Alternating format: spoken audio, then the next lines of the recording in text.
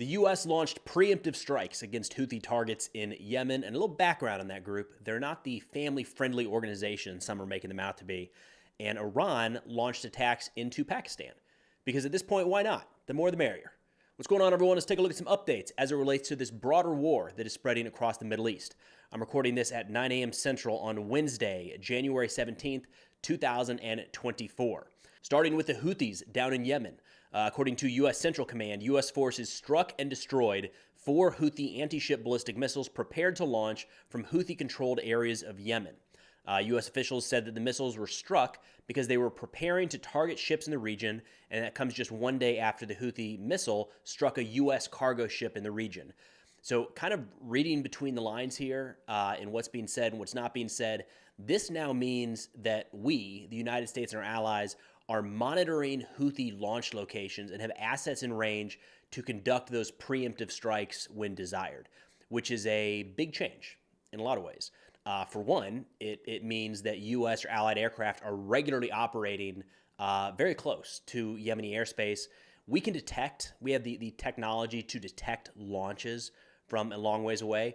But if you're trying to pick up a missile or a drone being prepared to launch, you got to be a lot closer to be able to detect that in real time.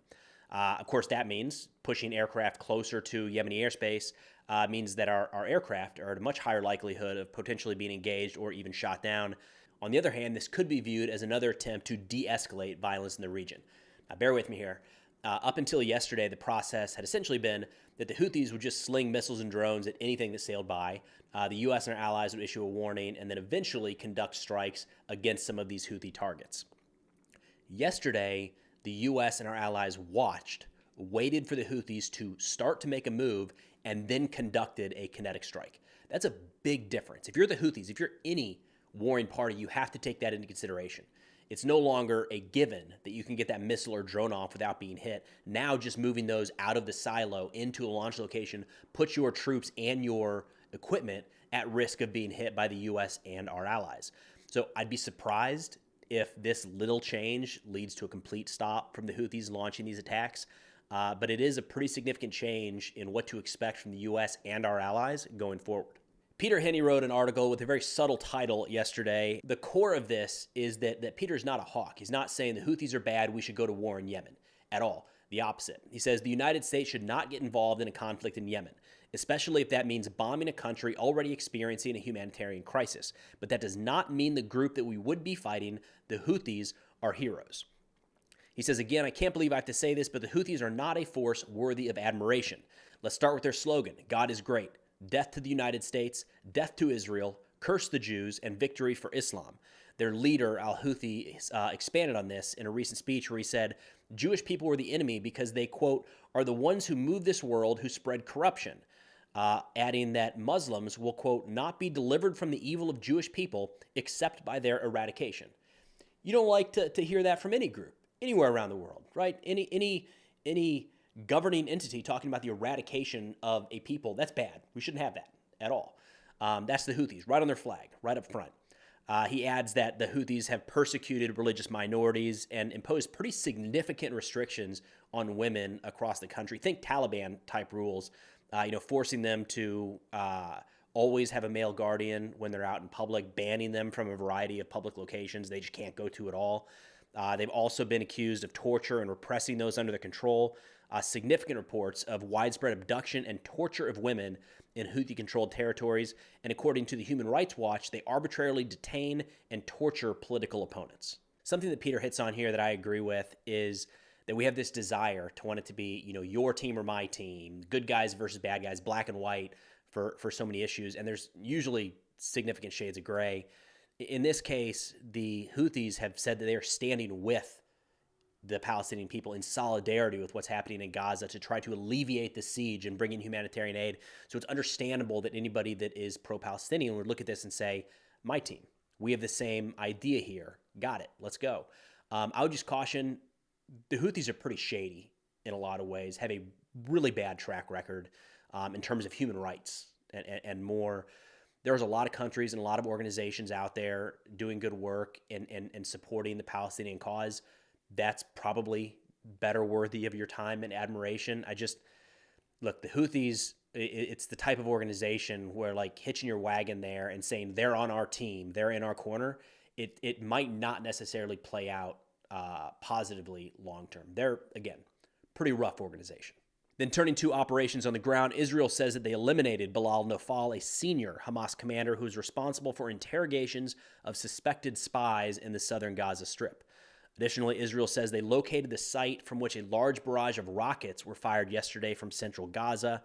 At that location, they found 3 launchers capable of firing 10 rockets each, and some of those launchers were still primed with rockets. Not clear if those were rockets that did not go off in yesterday's barrage or if they had been reloaded for an additional launch later today. Again, these are the rocket pods kind of buried in the ground that we talked about in yesterday's video. Additionally, the IDF said that they revealed another Hamas tunnel under the Gaza Strip's main north-south highway. They say they discovered and destroyed a strategic Hamas tunnel under the Saladin Road, hundreds of meters long and 9 meters deep. They say this crosses Wadi Gaza and was used by Hamas gunmen to travel between North and South Gaza undetected, which is a big issue here. If you remember at the very beginning of the ground invasion into Gaza, the IDF severed North and South Gaza. They drove straight across, set up checkpoints, and kind of isolated northern Gaza. And the question at that point was, Hamas has so many tunnels, is there any chance that they're able to go under these checkpoints into South Gaza? Kind of looks like that might be the case to some degree, at least. Then turning to Hamas, they claimed responsibility for 11 attacks yesterday against Israeli forces across the Gaza Strip. And then there was an interesting statement put out by Khaled Mashal, the head of the Hamas movement abroad. This was published on the Hamas Telegram channel. They stressed that the Hamas movement and the Palestinian people reject the term two-state solution, saying our Palestinian people demand liberation, freedom from occupation, independence, and the establishment of a Palestinian state. They went on to say Hamas does not accept the term two-state solution, which is rejected because it means that we have a promised state while it is required time to recognize the legitimacy of the other state, which is the Zionist entity, and this is categorically rejected. Then yesterday, Iran used missiles and drones to strike targets in Pakistan, which is just, that's where we are now. I've seen some people recently say that this is just the Middle East. This is what happened. There's always tension, always attacks. Not like this. This is different. It's been escalating quite a bit. Just look at the last couple weeks. Look at all the different groups involved in some form of attack over the last couple weeks. You got Israel, Hamas, Hezbollah, the Islamic resistance in Iraq, the variety of Iranian-backed militias across Iraq and Syria, the Syrian army. You've got the Houthis, the United States and our allies in the Red Sea, U.S. forces in Iraq and Syria, the Iranians, and Islamic State, and now Pakistan. Remember, Islamic State carried out that bombing attack against Iranian civilians in Kerman about a week and a half ago, and now Pakistan is on the receiving end of an Iranian strike. That's a lot. That is a lot of people involved fighting each other in a relatively confined area. So Pakistan condemned the attack, saying that 2 innocent children were killed along with 3 young girls who were wounded.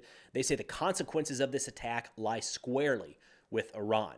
Iran did not deny this. They claimed responsibility for the attack. They said that they had targeted 2 bases of the Jaish al-Adl armed group in Pakistan, with the IRNA news agency and state television saying that missiles and drones were used in the strike. The Jaish al-Adl, otherwise known as the Army of Justice, has been launching pretty significant attacks against Iranian border guards since at least 2013 and had previously claimed responsibility for bombings and kidnappings of border police. Now, the Jaish al-Adl group is recognized as a terrorist organization by Iran, the United States, Japan, and New Zealand, and their most recent attack was this past December against an Iranian police station on their border with Pakistan, which killed 11 officers. So this group is active and certainly do pose a threat to Iran, but they're not really at all connected with Islamic State, who claimed responsibility for the recent bombing attack in Kerman. So following that attack, Iran said that they are going to seek revenge and go after those responsible. That may have been partially behind their claim of striking Islamic State targets in Syria. Still up in the air whether they actually hit an Islamic State target in Syria. But this group, again, a terrorist organization that's causing problems for Iran, but not really connected to the most recent large-scale terrorist attack in Iranian territory. But that's all I got for now. Of course, if interested in national security subjects, be sure to check out the sit reps I put out on Substack. Link is in the description below. Substack now also has ad-free, sponsor-free videos that go live about 1 hour before they're up on YouTube. But thanks for watching. I'll see y'all next time.